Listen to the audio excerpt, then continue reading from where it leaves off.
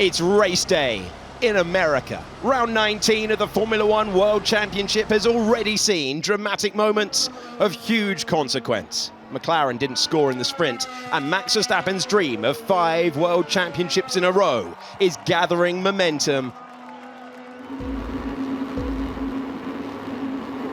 The US Grand Prix is underway. Max Verstappen gets the launch off the line that he needs and chops to the inside line. Lando Norris P2, wide line for Leclerc. Can he get past? Can he use the traction of the soft tyre? He's positioned the car well. He's going to get to the inside. He's going to get second position. Oscar Piastri has gained a place. He is up to 5th. And now look at the fire up of that soft tyre for second placed Charles Leclerc. But it's Max Verstappen who gets the lead. Lewis Hamilton finds himself up to 4th, losing a couple of positions was George Russell. It's Verstappen, Leclerc, Norris, Hamilton, Piastri and George Russell the leading line. Back to the start of the Grand Prix, and we had a key move made by third place Charles Leclerc. Yeah, you can see the actual juddering of the rear axle coming off with the rubber lines for Verstappen, but Charles Leclerc sends it around the outside line, exploits the performance of those tyres on the axle down the hill. Russell was very cautious from 4th on the grid, didn't really have anywhere to go, obviously aware of Nico Hülkenberg causing that incident or being part of that incident. Alex Albon had good pace yesterday, scored points in the sprint but went beyond track limits. This was at the start of the race and he made contact with Gabriel Bortoleto. That's why he was at the back of the field. And we know that Williams is rapid. Here goes Sainz to the inside. He loves this move. We've seen it before. We see it again. P8 for Carlos Sainz.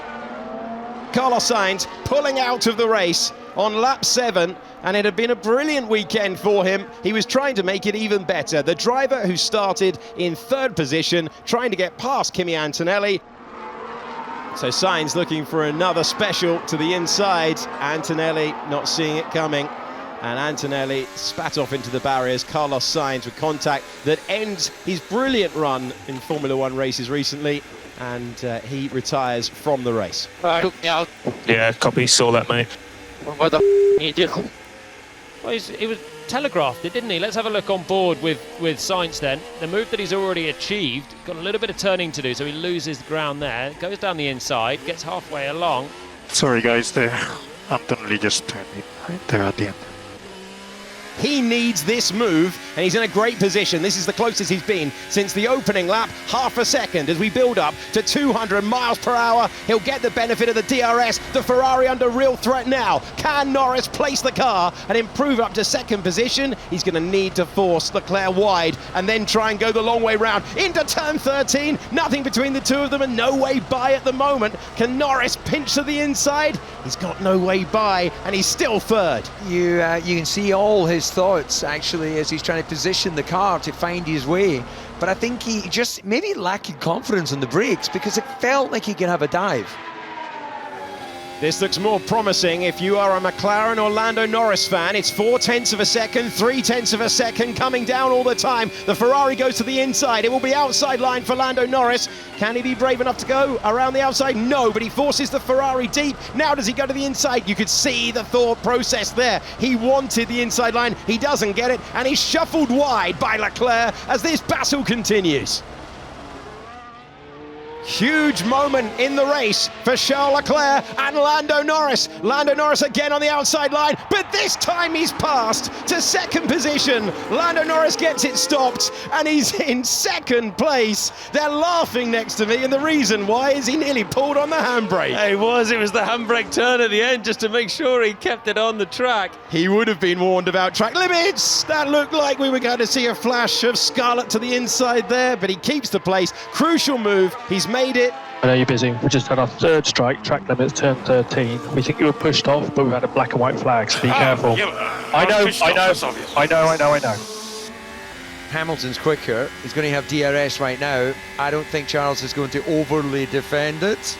So Charles Leclerc on the inside, watching 2 moves at the same time. Albon's made a bold one on the left-hand side of your picture. The 2 Ferraris are scrapping on different tyres, expiring softs for Charles Leclerc. I was wrong, wasn't I? Oh, there's nothing between them as they make their way through. Hamilton is not going for the pinch to the inside. Can he make better use of the traction now? He can't get by. and they did fight each other, DC. Yep, I think Hamilton will be getting frustrated because he'll be looking at big picture stuff. You know, what can we do for the team here? Well, that explains it. Leclerc's heading in. Sensible choice for Ferrari. Don't fight with each other because they're on for a podium with one of the cars at least still. So Leclerc finally gets rid of the softs. In comes Lando Norris for a huge stop. That's the sort of thing where he's made a mistake on the in-lap. It's not the cleanest of pit stops, but it's far from a disaster. 3.8 for Norris. And let's have a look at Lando Norris. The guess from the drivers, and that's why he'd go no further. And there is the lockup at turn 12. Yeah, this is going to continued sobering times for Yuki Tsunoda. His teammate leads this Grand Prix. Oh, over the grass and spinning! Oh, that was a late move.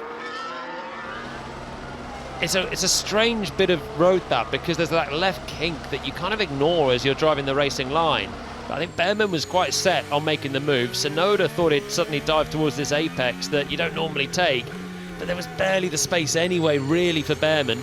I think he did slightly move under braking, but was Ollie ever going to really make it up the inside there?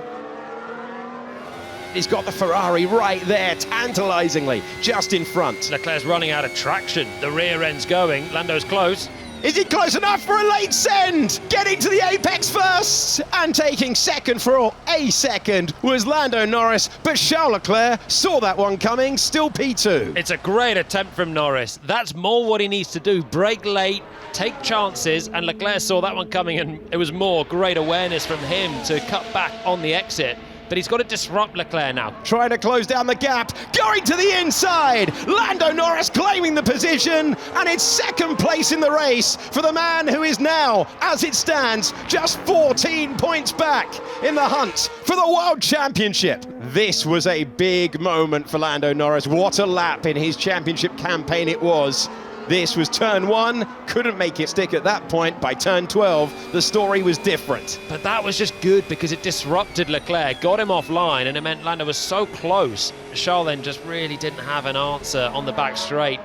Once again, Max Verstappen is going to win the Grand Prix. Are we witnessing the comeback of all comebacks? Across the line to take the checkered flag. The dream of Title 5 is alive for Max Verstappen. Max Verstappen wins the US Grand Prix, and the gap, which was once 104, now stands at just 40 points. Yeah, another very impressive weekend, Max.